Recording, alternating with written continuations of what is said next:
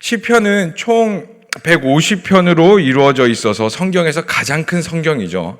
근데 우리 시편을 총 이제 이 150편을 나눠서 5권으로 이제 나누게 되는데, 왜 그렇게 되냐면 이제 시편은 굉장히 오랜 기간 동안 형성되어지고 많은 사람들을 통해서 이제 쓰여져 왔기 때문입니다. 물론 다윗과 이제 솔로몬 시대에 대부분 쓰였지만 또 이스라엘이 가장 어려웠던 바벨론 포로기 전후에도 쓰여져 있던 것들이 꽤나 있습니다. 이런 저런 시들이 한데 모여서 우리가 읽는 시편이 완성되었고, 그러다 보니 이 시편을 총 5권으로 이제 이루게 되는데, 오늘 우리가 읽은 본문 말씀 이 89편은 이제 제3권의 마지막 장입니다. 그리고 이제 90편부터 이제 4권이 시작되는데요. 우리 이제 89편, 여태까지 우리가 1편부터 89편까지 왔는데, 여러분들이 읽으시면서 느끼시는 것들도 있겠지만 이 시편에 있는 모든 내용 한 절 한 절들이 사실 너무나 주옥 같고 귀하고 내 삶에 유익이 되며 양약이 될 때가 너무나 많습니다. 그런데 이 시편에 있었던 모든 상황들을 보면은 그저 우연히 그냥 누군가가 고백하고 싶어서 일어나는 것들보다는 어떠한 상황에 있을 때에 그 시편의 저자가 하나님께 올려드리는 고백이며 찬양이라는 것들을 알 수가 있어요.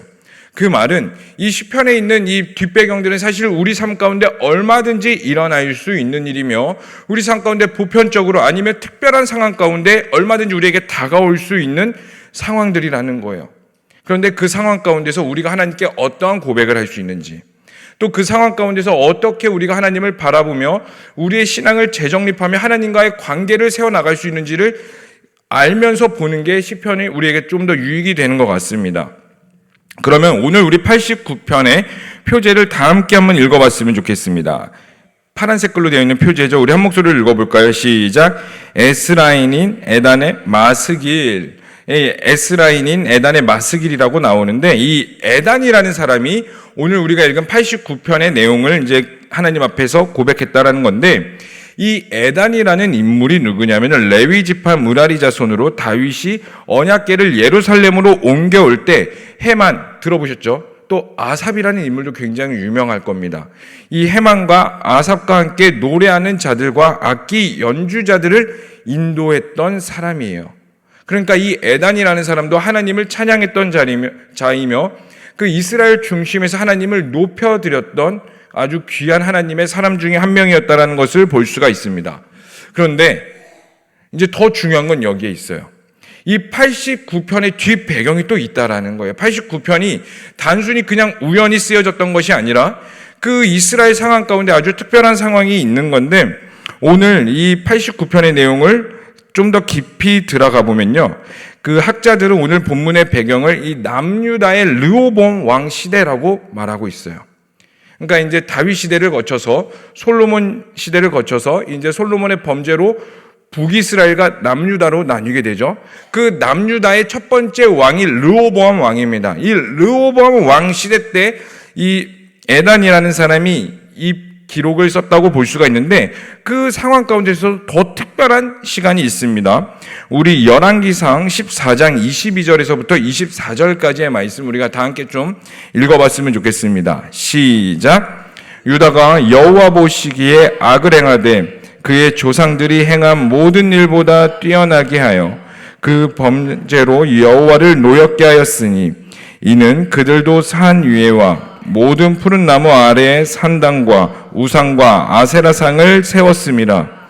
그 땅에 또 남색하는 자가 있었고 여호와께서 이스라엘 자손 앞에서 모든 가증한 일을 무리가 본받아 행하였더라.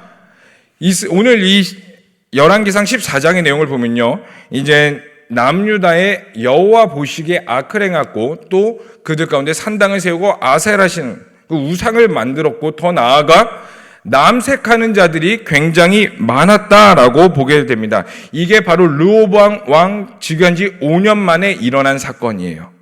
이스라엘 상황 가운데 범죄가 있었고 그 여호와 앞에서 하나님을 온전히 섬기지 못하는 일들이 있었어요. 여러분, 이스라엘 역사를 봤을 때에 우리가 이스라엘을 무엇으로 보냐면 신정국가라고 지칭합니다. 여러분, 이스라엘의 주인은 하나님이시고요, 참된 왕은 하나님이세요. 이스라엘 가운데 분명 왕이라는 직책이 있었어요. 사울 왕도 있었고요. 다윗, 솔로몬도 있었습니다. 그러나 그 왕이라는 직책도 결국 하나님 앞에서 하나님을 더 잘 섬기기 위한 그냥 국제적인 왕이었을 뿐이지, 그 진짜 뭔가 내가 주인 돼서 마음껏 다스릴 수 있는 정도의 위치는 아니었다는 거예요. 가장 대표적인 사건이 다윗의 인구조사 사건입니다.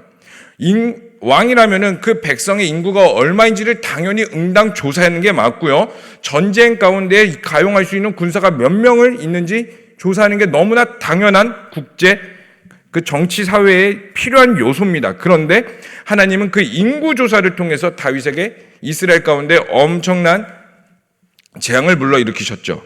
그게 무엇을 뜻하는 걸까요? 단순히 그냥 다윗이 인구 조사를 했다, 이걸 뜻하는 걸까요?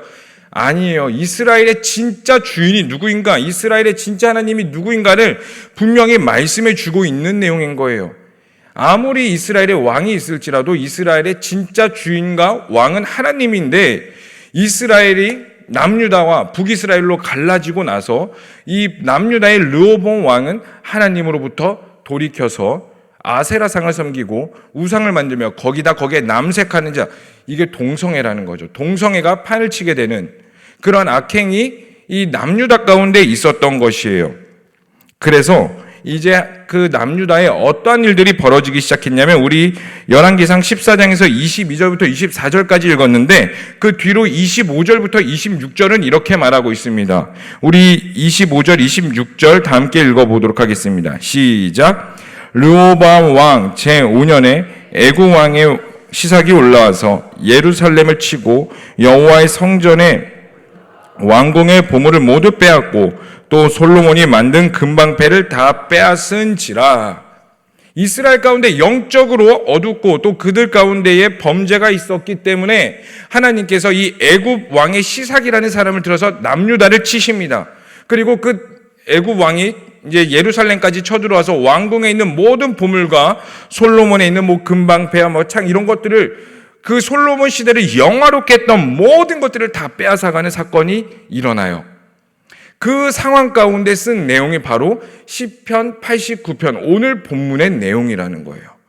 그냥 르호보암 왕이 우연히 있었을 때 그냥 평안을 누리고 좋은 시대 가운데 썼던 내용이 아니라, 남유다의 범죄가 만연하였고 그로 인해서 남유다의 실제적으로 황폐해지고 적이 쳐들어와서 살기가 매우 어려운 상황 가운데 이 에단이라는 사람은 이 89편을 썼다는 것을 다시 한 번 더 말씀드립니다.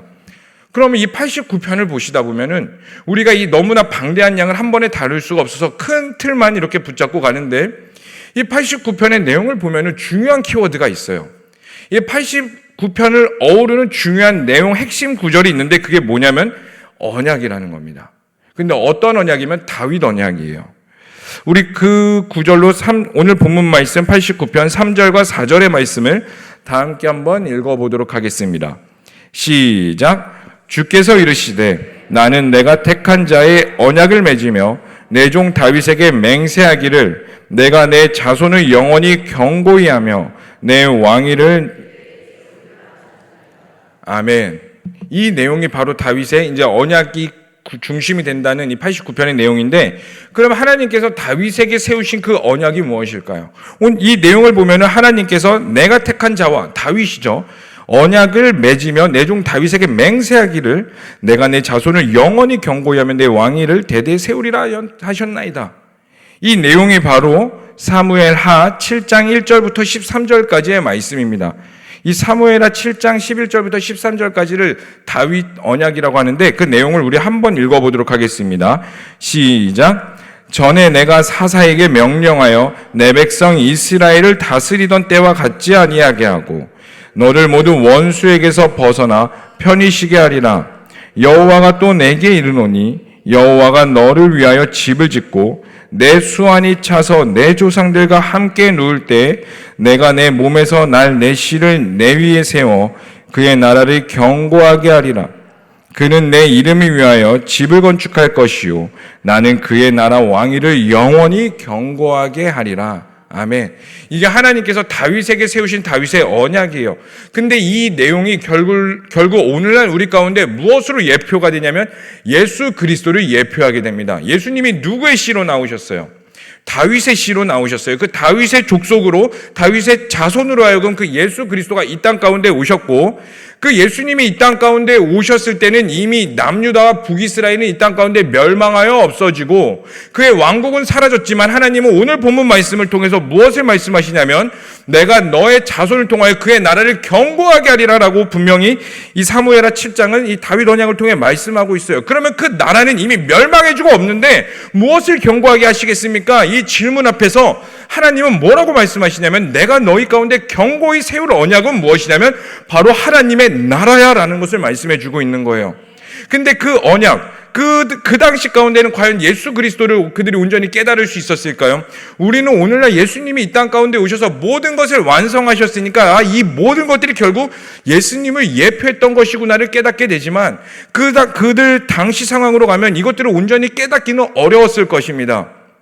그러면 그들 가운데에 그들이 바라보는 것들은 무엇이냐면, 이 다윗, 그의 나라를, 하나님을 온전히 섬기는 백성들을 하여서 하나님의 나라가 오늘날 내 삶 가운데, 이 시대 가운데에, 이 역사 가운데 온전히 드러나는 그 언약이 될 거예요.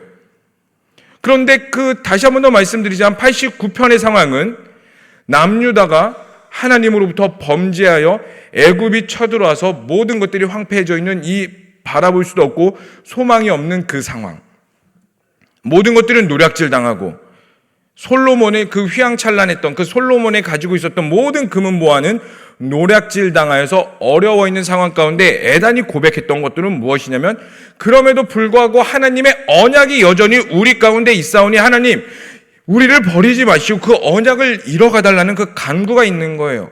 그 고백이 있는 것들을 다시 한 번 더 상기시키며 남유다를 그 언약의 근거로 하여금 회복시켜달라는 하나님의 간구가 있는 것입니다. 그럼 여러분, 여기서 중요한 것이 무엇이냐면, 모두가 환난과 핍박과 어려움 가운데 신음하고 있을 때 소망이 없어서 소망을 바라보지 못하는 그 상황 가운데 여전히 죄악에 빠져서 허덕이고 있을 때 애단은 하나님의 언약을 기억하고 있었다라는 거예요. 그럼 여기서 언약은 뭐예요? 하나님의 말씀이라는 겁니다. 여러분, 우리의 삶은 어떠세요? 여러분들의 삶은 평안하십니까? 평안하기를 간구하나 사실 우리를 둘러싸고 있는 우리의 상황과 우리 나라와 우리의 모든 것들은 사실 쉬운 것 같지가 않아요. 교육계는 교육계대로 계속 신음하고 있어요. 뭔가 교육계 가운데 사건이 터지면은 그것에서 끝나는 것이 아니라 또 새로운 일들이 일어나고 있습니다. 과학과 의료와 또 경제와 우리를 둘러싸고 있는 환경들은 발전하고 있어요. 인권도 발전하고 있고요. 우리의 지식들도 발전하고 있습니다. 지식이 넘치다 못해 흘러나는, 요즘에 그냥 검색 한 번만 뜨록 하면은 모든 게 다 나와요. 그것 때문에 설교 쓰기도 굉장히 편해요. 저는 요즘 설교를 쓰면서, 옛날에 우리 선조 목사님들은 설교를 어떻게 준비하셨습니까? 인용 구절도 그냥 정확히 생각 안 나면 비슷한 걸 하면은 검색을 다 해줘요. 옛날에는 이거 다 찾으셨어야 됐던 건데. 예화도 조금만 검색하면 다 좋은 예화가 너무나 많아요. 옛날에 더 살기가 어렵고요. 지식도 오늘날 넘치는 지식도 너무나 많이 넘칩니다. 그런데 세상은 여전히 행복하지 않아요. 점점 더 골마 썩어지고 있는 것 같고 교회도 마찬가지인 것 같습니다. 세상에 상처받은 자들이 와서 말씀으로 위로를 받아야 되는데 말씀을 받기 위해서는 우리의 마음이 더욱더 녹아지고 겸손해져야 되는데 오히려 지식이 쌓여 교만해지다 보니 나의 것을 견고히 세우다 보니 말씀이 들리지 않고 어떠한 사람의 말로 인해서 또 상처는 왜 이렇게 쉽게 받는지 또 상처를 너무 쉽게 받으니까 또 성도들 간에 해야 될 말, 말해야 될 말, 이 눈치 보다가 말하지 못하게 되고 말하지 못하다 보니 무엇이 돼요? 자기 중심의 신앙생활을 하게 됩니다. 성도 간에는 교류가 있었는데 교류가 있지 못해요. 그러니 사랑이 흘러넘치지 못해요. 정말 성경에 나와 있는 이 마지막 때 그대로 흘러가는 것 같아요. 사랑이 식어지고 하나님의 말씀이 점점 더 미혹의 시대 가운데 우리가 살아가고 있는 것 같습니다. 이것이 우리가 처한 현실이라는 거예요. 그런데요, 우리 좀 더 깊숙이 역사를 살펴볼까요? 인류 역사상 평안했던 적은 단 한 번도 없었어요. 농경사회는 농경사회대로 힘들었을 겁니다. 그들 가운데 문제가 있었을 거예요. 그럼 농경사회를 지나 산업혁명 시대로 넘어가 볼까요? 산업혁명 시대에 모든 것들이 발전하고 모든 것들이 급변하고 있는 사회 가운데에 교회가 발전하는 것 같았지만 그 발전 가운데서 여전히 어려움이 있었을 거고요. 교회를 핍박하는 자들도 있었을 거고 그 안에 나만의 신앙으로 인하여서 괴로워하는 자들도 분명히 있었을 겁니다. 여기에 계신 우리 어르신들, 길게는 일제 강점기부터 시작하신 분들도 계세요. 저희 할아버지 할머니도 지금 살아계시는데 이제 명절 때 뵈면은 일제 강점기부터 사셨어요. 그래가지고 저희 할머니가 살던 그 윗집에 일본인 교사가 있었대요. 광복되고 나서 그 교사가 어른들에게 끌려가서 같이 어른들하고 산에 올라갔다가 어른들만 내려오고 그 교사는 내려오지 못했다라고 저에게 말씀도 해주셨어요. 그러니까 실제적으로 그런 일제강점기부터 사셔가지고 6.25 동란을 거치시고 또 뭐 수많은 뭐 이승만 대통령, 박정희 대통령 또 뭐 전두환, 노태우 수많은 대통령들을 거치면서 나라가 변하고 있는 그 모든 상황 가운데 교회가 단 한 번도 평안했던 적은 없었으며 우리 인류가 단 한 번도 평안했던 적이 없었던 것들을 보게 됩니다. 여전히 어려웠고 또 발전에 거듭하지만 그 과정 가운데 여전히 어려움은 있고 힘들고 있고 행복하지 않을 때가 더 많을 겁니다. 오히려 우리 자녀들이 살아갈 그때에 행복하지 않을 때가 더 많을 수도 있습니다. 그런데 그 행복하지 않고 여전히 어려운 상황 가운데에서 하나님은 하나님의 일을 여전히 하고 계세요. 우리 코로나 시기를 같이 겪었습니다. 끝나지 않았고 이 마스크를 과연 우리가 벗을 수 있을까라는 상상을 해오던 그 시기 가운데서도 여전히 하나님은 하나님의 일을 세계 가운데 행하셨고 우리 가운데 행하셨어요. 그러면 하나님은 누구를 통해 일하시느냐? 하나님은 어떻게 일하시냐는 거예요. 하나님이 찾으시는 사람은 여전히 누구이며 하나님께서는 그 사람들을 통하여 어떻게 일하시냐는 겁니다. 여러분, 제가 철칙같이 믿는 건 뭐냐면 하나님의 나라는 여전히 유효하며 하나님은 하나님의 일을 행하신다는 거예요. 그러면 그 상황 가운데 어떤 상황이 닥쳐오던 간에 우리 가운데 가져야 될 그 기도는 무엇이고 우리 가운데 가져야 될 그 믿음은 무엇이냐면 바로 하나님의 언약이 이 땅 가운데 있음을 기억하는 자들이 이 시대 가운데 필요하다는 거예요. 에단도 보시면은 그 에단이 처음에 다윗이 그 언약궤를 예루살렘 성전으로 가져올 때부터 하나님을 찬양했고 예배했던 자라고 말했어요. 근데 이 89편은 언제 쓰여졌냐면 다윗 시대를 거쳐 솔로몬 시대를 거쳐서 르호보암 왕 5년 때에 애굽이 쳐들어왔을 때 쓴 내용이라고 분명히 말씀드렸어요. 그런데 그 에단의 내용을 보면 끊임없이 기억해달라 하나님의 언약, 하나님의 언약, 하나님의 언약을 이 성경 곳곳이 선포하고 있습니다. 그리고요, 여러분 보시면은 이제 그 후반부부터 39편부터 마지막 절까지 51절까지 보시면요, 부정적인 내용들이 나와요. 하나님의 뭐 이름을 더럽혔고 하나님을 뭐 대적하는 자들, 끊임없이 이런 부정적인 내용들이 나옵니다. 결국 이 부정적인 것들이 소망이 없고 답이 없으면 아예 모든 것들이 끝났다 자포자기하는 상황이 아니라 하나님 그 상황 가운데서도 하나님의 언약을 더욱더 부각시키며 하나님께서 일하시는 것들을 기대하는 내용들로 에단은 끊임없이 자신들의 신앙과 자신의 믿음을 선포하고 있는 것들을 보게 돼요.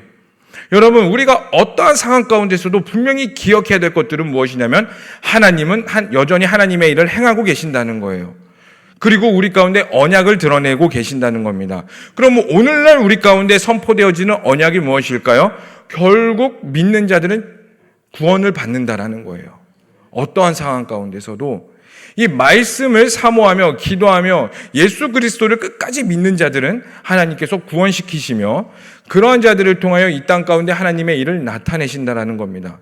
그러므로 여러분, 소망이 없는 것 같더라도, 답이 없는 것 같더라도, 뉴스를 보면은 좋은 이야기보다 나쁜 이야기가 더 많은 것 같더라도 여러분들 그 언약을 기억하시길 바랍니다. 하나님의 이 말씀을 기억하시길 바랍니다. 이 성경을 붙잡으시고요, 이 성경으로 말미암아 끊임없이 기도하시고 또 기도하시고 말씀을 묵상하시고 이 말씀 앞에 세워지시기를 축복합니다. 여러분, 결국에는 모든 것들은 다 말씀대로 완성될 것이며 말씀대로 하나님께서 모든 걸 다 이루실 거예요. 그러므로 우리는 이 시대 가운데 말씀의 관점으로 살아나셔야 돼요. 그리고 여러분 가운데 이 말씀대로 사시기를 축복합니다. 정말 그렇게 사셔야 돼요. 모든 삶에서부터 겸손하게 사시기를 바랍니다. 모든 삶에서부터 말씀을 행하시고요, 겸손하시고 오른밤을 치거든 너도 오른밤을 때리지 마시고 왼밤도 되시며 억울하더라도 끝까지 말씀 앞에서 겸손을 나타내시고 하나님이 드러나시도록 그렇게 사시기를 소망합니다. 하나님은 그런 상황 가운데서도 끊임없이 하나님의 일을 행하시는 것들을 보게 돼요. 그래서 우리가 죄를 멀리 하시고요. 이 나라에 죄가 있다면은 누군가는 앞장서서 골방에서 탄식하며 죄를 위해 기도해야 되는 거고요. 우리가 하나님의 자녀이기 때문에 죄를 더욱더 경계하시면서 우리가 나가야 될 줄로 믿습니다. 그래서 데살로니가 전서 5장 16절에서 18절은 이렇게 말하고 있죠. 제가 읽어드릴게요. 항상 기뻐하라, 쉬지 말고 기도하라, 범사에 감사하라. 이것이 그리스도 예수 안에서 너희를 향한 하나님의 뜻이니라. 하나님의 뜻은 결국 우리가 하나님 안에 거하며 하나님 안에 살아가는 거예요. 이제 말씀을 좀 마무리했으면 좋겠습니다. 이 방대한 양의 모든 내용들을 이 새벽 예배라는 짧은 시간에 다루기는 어렵지만 이 배경은 유다가 어려움에 처했을 때 애단이 하나님의 언약을 기억하며 하나님을 의지하며 찬양하는 내용으로 오늘 시편을 기록했습니다. 여러분, 우리는 하나님을 떠나서 살 수가 없어요. 그러므로 하나님을 기억하시기를 바랍니다. 이 나라가 죄악 가운데 있을 때라도 누군가는 하나님을 기억하며 하나님께 엎드려야 하는데, 그러한 자들이 우리 제자광성교회 성도님들이 되시기를 소망합니다. 그리고 우리 교회가 되어 이 답이 없는 이 시대에 소망이 되는 교회가 되기를 축복합니다. 하나님의 뜻은 여전히 살아있으며 하나님은 약속을 지키시는 분입니다. 그래서 이 시간 우리가 함께 좀 엎드리며 기도했으면 좋겠습니다. 특별히 이 나라와 이 민족을 향한 하나님의 뜻을 걷어가지 마시고 예수 그리스도의 구원과 복음이 선포되며, 그리고 이 일이 이 나라와 민족뿐 아니라 나의 삶과 나의 가정, 나의 모든 영역에 동일하게 일어나게 하여 주시옵소서. 우리 하나님의 뜻이 정확히 어디 있는지는 모르지만 여전히 하나님의 뜻은 살아있다는 것을 우리가 믿기에 우리는 그 뜻에 동참하기를 원하며 간구할 때 하나님은 하나님의 일을 행하여 주시옵소서라고 이 시간 우리 함께 주여 한번 부르시면서 간절히 기도하도록 하겠습니다. 주여, 하나님, 이 시간 우리가 주님께 간절히 기도하며 나아갑니다. 하나님을 향한 하나님의 뜻이, 우리를 향한 하나님의 뜻이 온전히 세워지게 하여 주시옵소서. 하나님, 나라가 여전히 어렵고 힘들고 어려운 상황 가운데 답이 없어지는 이 시대 가운데 살아갈지라도 여전히 하나님의 역사의 주인 되시며 하나님의 왕 되심을 믿습니다. 여전히 우리의 삶은 어려워지고 시대와 또 과학과 우리의 문명을 발전할지 모르겠으나 점점 더 행복하지 못하고 사랑이 식어지는 이 시대 가운데에 하나님의 언약과 하나님의 말씀을 붙잡고 살아갈 때에 하나님의 역사와 하나님의 영광을 나타내시옵소서. 이들을 통하여서 하나님의 뜻이 하늘에서 이루어진 것 같이 이 땅과 이 시대 가운데 온전히 이루어지게 하시고 우리 앞에 주어진 이 복음이 다음 세대까지 흘러가는 일이 있게 하여 주시옵소서. 그때까지 우리가 기도로 더욱더 힘쓰게 하시고 그때까지 더욱더 말씀 앞에 엎드리게 하시고 그때까지 더욱더 주의 나라와 주의 영광을 위해 나아가게 하여 주시옵소서. 예수 그리스도를 통하여서 하나님의 말씀이 세워졌고 그의 나라가 더욱더 견고해짐을 보게 됩니다. 하나님의 나라는 무너지지 아니하며 예수 그리스도의 나라는 여전히 튼튼하게 하나님께서 역사의 주인 되셔서 세워감을 우리가 믿습니다. 그 가운데 우리가 동참하게 하여 주시었고 말씀으로 깨닫게 하시고 기도로 함께하여 하나님의 빛이 이 시대에 있게 하여 주시옵소서. 주님을 간절히 소망합니다. 살아계시고 역사하신 하나님의 이름을 찬양합니다. 하나님, 여전히 우리가 살아가고 있는 시대는 어렵고 힘들고 문명의 발전함에도 우리는 행복하지 않음을 보게 됩니다. 말씀대로 사랑이 식어져 가는 것 같습니다. 그러나 이 시대의 주인은 하나님이시며 모든 것의 왕은 주님이심을 믿습니다. 그리고 그 약속에 우리의 삶을 온전히 내어드릴 때에 하나님, 여기에 있는 자들을 통하여 끝까지 기도하며 골방에서 씨름하며 말씀대로 살아가는 모든 자들을 통하여 하나님의 일이 있게 하여 주시옵소서. 여전히 우리의 삶은 어려우나 소망을 품으며 나아갑니다. 그 일이 이 나라와 가정과 우리의 살아가는 모든 영역 가운데 하나님의 일이 있게 하여 주시옵소서. 하나님의 언약을 성취하여 주시옵소서. 다시 오실 예수 그리스도와 예수님을 믿음으로 저 하나님의 나라에서 영원히 거하는 그 소망으로 살아가게 하여 주시옵소서. 이 시간 울부짖는 모든 자들에게 성령으로 갑절의 영을 더하여 주시옵고 이 모든 것을 믿고 살아계신 예수님의 이름으로 기도합니다. 아멘. 주여, 주여, 주여. 하나님, 이 시간 우리가 엎드리며 나아갑니다. 바랄 수 없는 와중에 언약을 붙잡으며 나아가오니 하나님 붙잡는 모든 자들을 통하여 하나님의 이름을